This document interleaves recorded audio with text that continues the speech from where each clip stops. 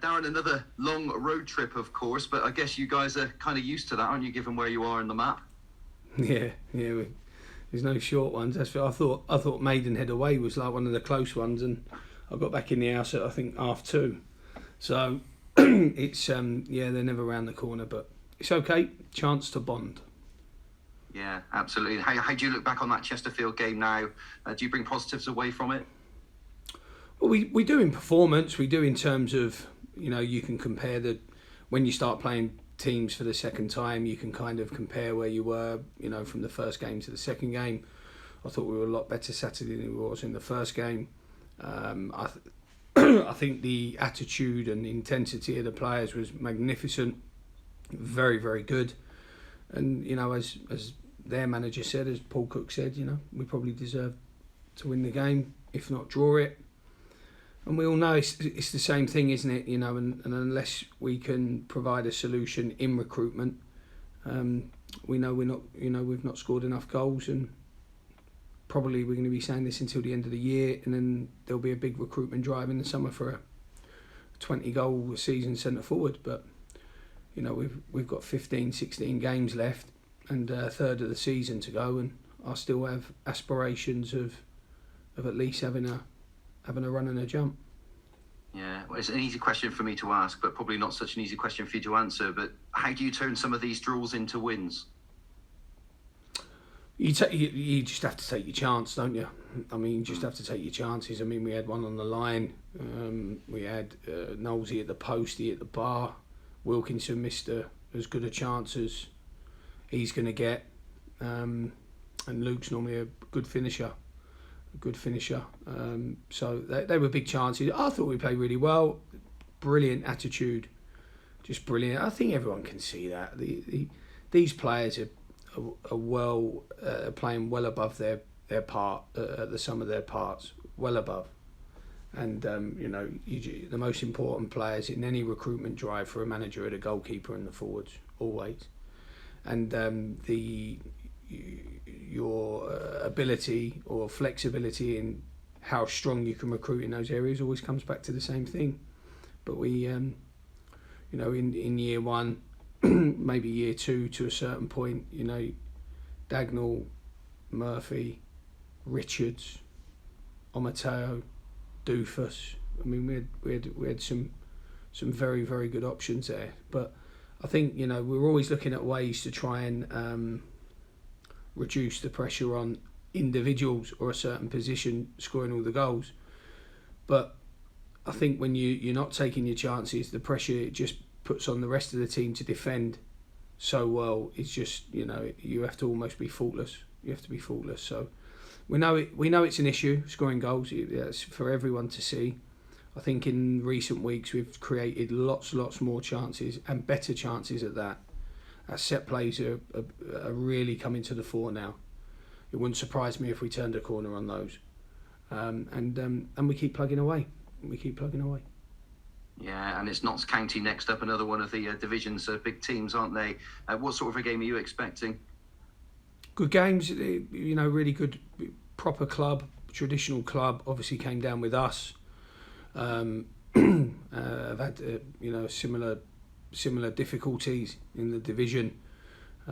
Still a very well resourced or assembled squad, and Ian now's been in probably just over a year, and we'll know now about this division and about his players and the players in the division.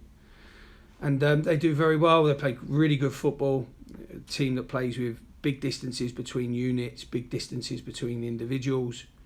It's a big pitch.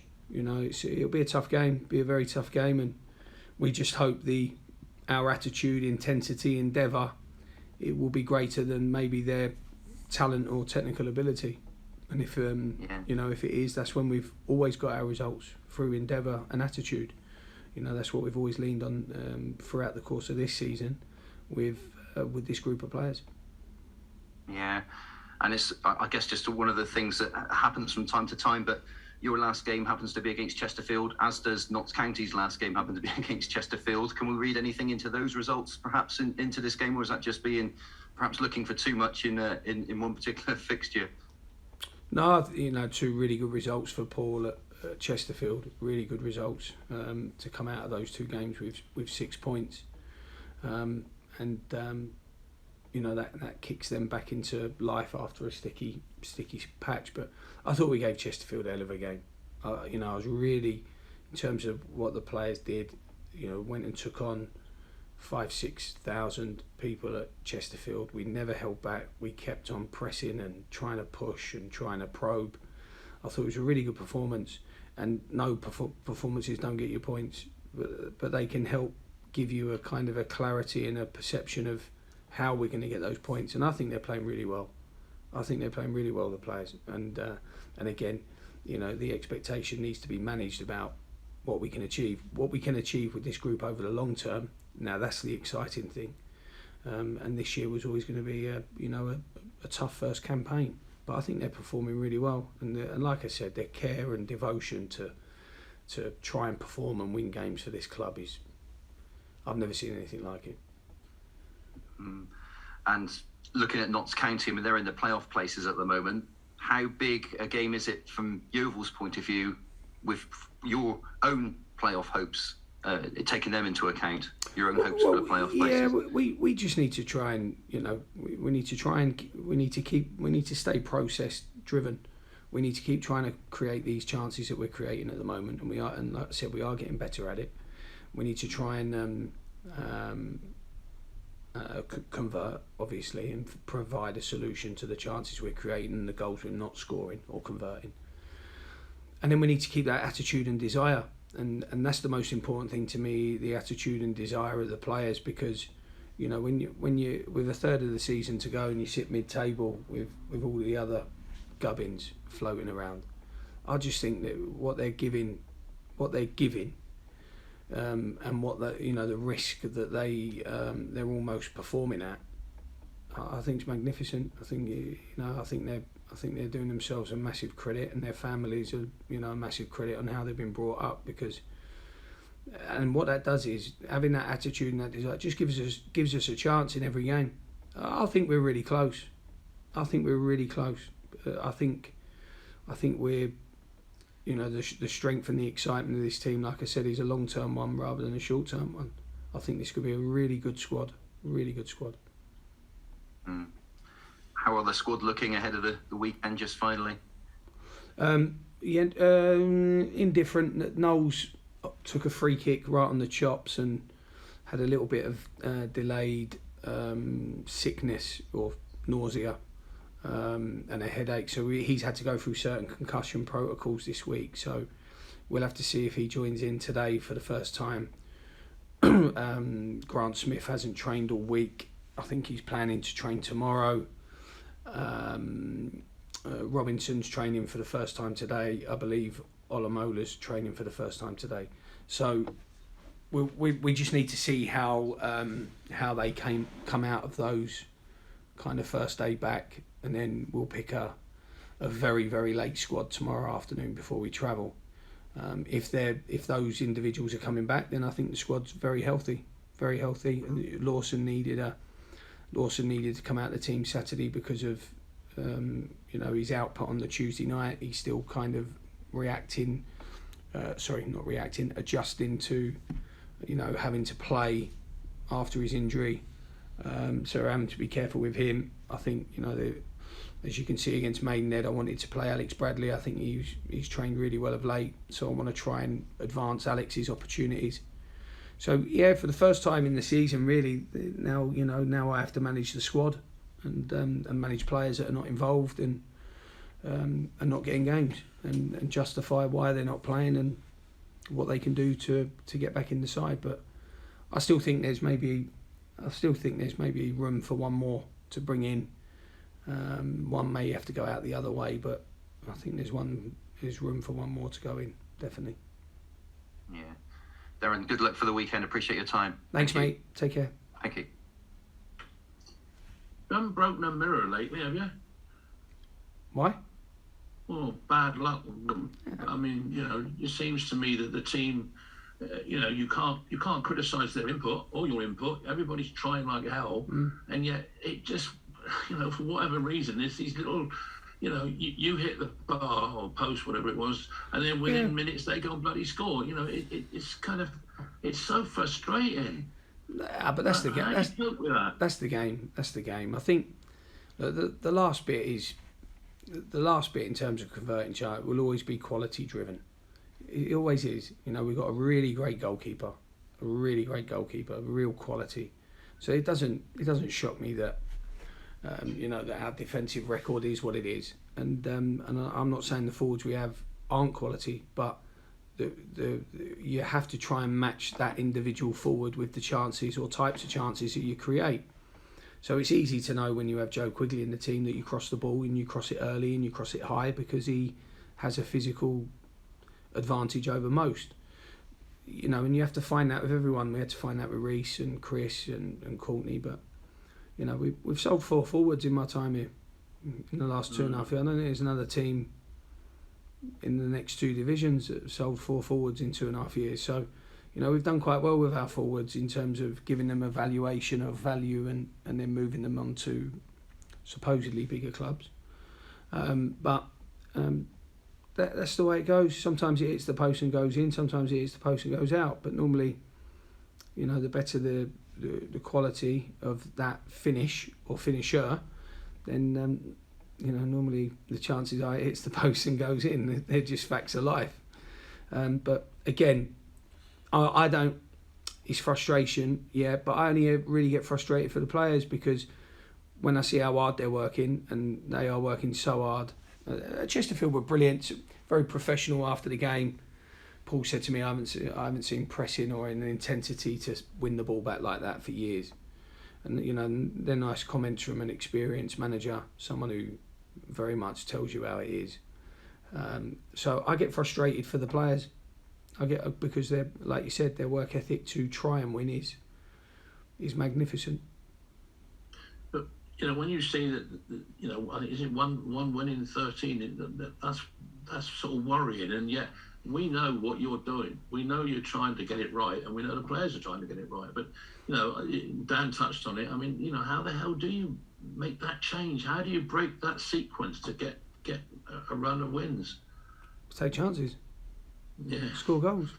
It's black and it's very, very black and white to me, and like I said, I think I think we're still above where really the resource should sort of take us, and that's because we went on a 13-game winning run and we won 10 in 13 or something stupid like that. So those kind of statistics they don't really ever concern me. The ones that concern me are the teams that don't, and we've all had them as coaches and managers, they don't invest the emotional intent that this group do. So as long as they continue to work in the fashion they're working, they train in the fashion that they're training, they'll be fine. And it's not like they're throwing games away, are they? They're not like they're not like turning games in and just giving up. They're fighting for dear life. I think we've drawn 6 of those games, 6 of those 13 games or something like that. And so we've had a few draws, but that's because we can't get away from anyone. We can't, when we go 1 up, we used to be able to go 2 up, 3 up. And at the moment we get 1 up, and if we don't win 1-0, we don't win. We draw the game or lose the game. So, it's all about trying to get away from people. But like I said, part of my duty is to always have an eye on the future of where the club's headed or where the squad's headed, and to me this is a really exciting squad for a period of time if they can stay together. Forgive me for asking this question, but I've got to ask it because people are asking me to ask it, and I know what you're going to ask. Probably I know how you're going to answer it, but it's gone awfully quiet, and people are saying, what is going on? It is so quiet. Can you add anything, or can you make some sort of an appeal to Scott to the records so people know what's going on? No, it's very. It's not been very quiet all season, and this is why, I'm behaving or replying to these questions in the way that I am. Forget about me. These players are blocking shots, diving into things, putting themselves at risk on a weekly basis, and they don't know. And I know the supporters are, want to know more, and I'd love to know more, if there is more to know, But my admiration for the players in the circumstances that they're finding themselves in. The facts of this, we're a mid-table side at the moment. We're bang smack in the middle. We're probably not going to be relegated. We're probably not going to win the league. They still are running us, I believe. And there are, a good few out of contract at the end of the year.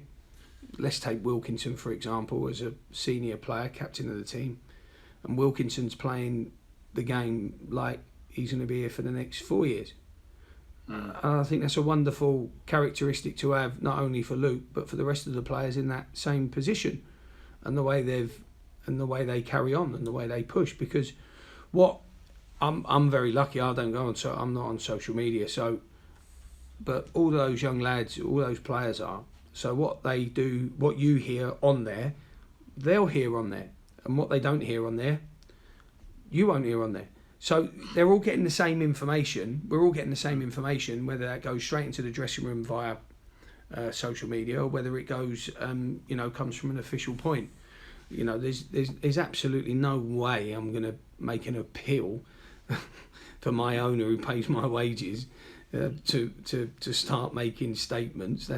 It's like I've said all along. It's his business. It's not my business. I'm an employee, trying my very best to navigate through this season, whilst also ensuring that, like anyone in this position, that there's a position of employment for the following season.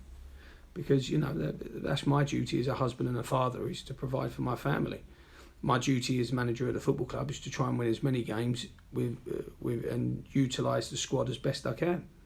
And and we're trying to do that. We're definitely trying to do that. So, look, would it mean we score more goals if we knew what was happening? I don't believe it would.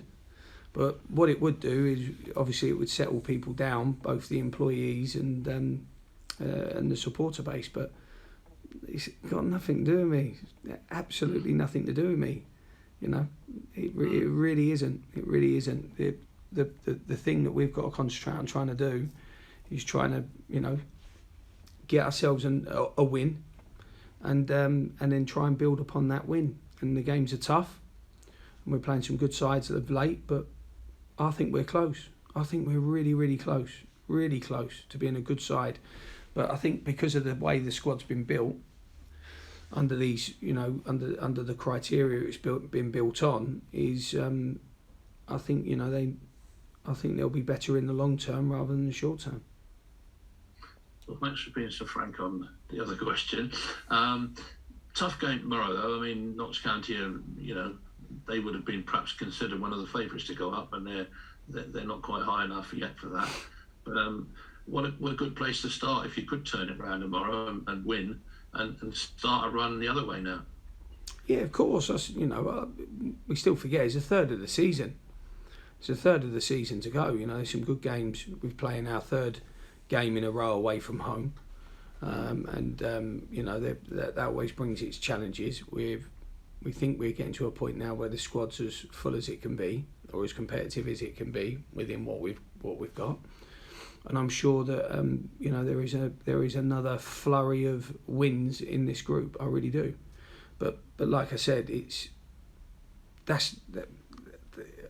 looking onto the horizon and scanning the horizon, I think this is a really, really great group.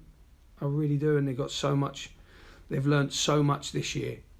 They've learnt so much, and a lot of them are playing that first campaign for the first time in their career. So when they now attack the next season, hopefully here all together again, we've got that benefit of experience. We've got that physical campaign inside their bodies now as athletes, and they can push on. It's no shot to me that the most experienced sides are the ones at the top. There's no young teams in the top 7. They're all experienced. Stockport go and buy Sarcevic, let Rooney go, to Barrow and things like that. Halifax carry on signing experienced players. And they've got Summerfield and Green in midfield, and it's like having Charlie Lee and Jimmy Smith. So there's no shock to that. But with that comes a certain caveat that you need to meet in order to attract those types of players. So it's But I think organically for the first time, and Yeovil, I believe, historically has always had a big turnover at the end of seasons. I think probably at the end of my first season was the smallest turnover it's had in years. Last year was a bigger turnover because of the boys that were retiring. And what I think the exciting thing is to have a small turnover at the end of the season and add to this really, really great foundation. I think that's what the excitement and the and the sort of the long-term goal should be, growing organically a team that goes up from this division. It's not reliant upon millions upon millions upon millions like some of the teams are in this league, but is a team that is ready to, has the right qualities to attack and compete, but also has the right attitude to perform in front of its supporters. And I think we're building that here. Well, one final question. Charlie Lee's been here for a week or two now. Is he making life a bit easier for you? Yeah, he's brilliant. Yeah, he's a great character. Brilliant character. He makes a difference. His coaching's been very good. He's got a very good game intelligence, and it's different when you're a player to when you're a coach. But I've been very impressed by his observations. In these early sort of days, I've tried to encourage him to get to the front of the technical area and see the game for what it looks like on the front of the technical area, which means I can kind of hang back a little bit and just take my time. But he's been brilliant, good company, very good in terms of the practices that he's put on so far, very good.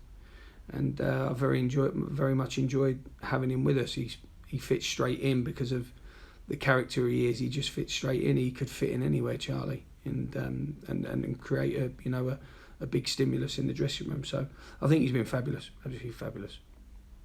Well, best of luck tomorrow, Darren. Let's hope we can turn it, but not tomorrow, Saturday. Thanks, mate.